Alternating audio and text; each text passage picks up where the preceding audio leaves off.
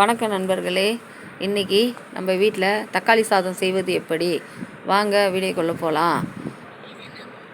இஞ்சி பூண்டு பேஸ்ட்டு அரைச்சிக்கின்னு அதை தனியாக எடுத்து வச்சுக்கின்னு ஒரு 4 சின்ன வெங்காயத்தை அரைச்சி பேஸ்ட் பண்ணி வச்சுக்கின்னு ஒரு 100 வெங்காயம் 100 தக்காளி 1 கிலோ அரிசிக்கு போட்டு எல்லாத்தையும் அரிஞ்சு தக்காளி வெங்காயம்லாம் அரிஞ்சு வச்சுன்னு பச்சை மிளகாலாம் வச்சுக்கின்னு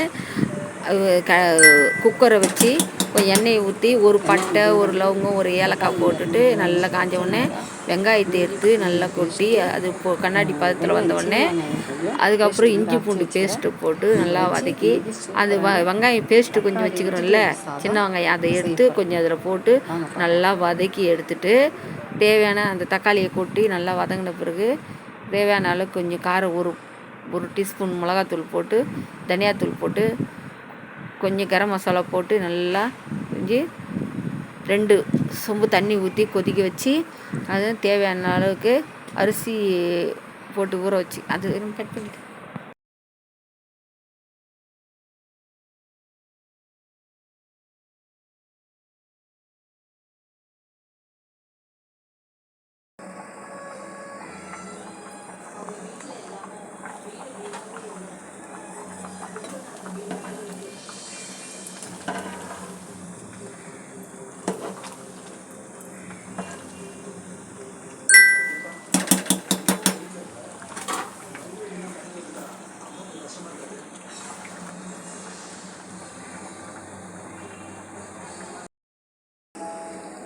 தக்காளி சாதம் அரிசிலாம் போட்டு கொதிக்குது நல்லா கொஞ்சம் முக்கால் பாகத்தில் அப்படியே வெயிட் போட்டுற வேண்டியது தான். சாதம் பலன்னு இருக்கும். அதுக்கு முருங்கைக்காய் தொக்கு அதுவும் ரெடி ஆகின்னு இருக்குது. ஆகிட்ட உடனே பார்க்கலாம்.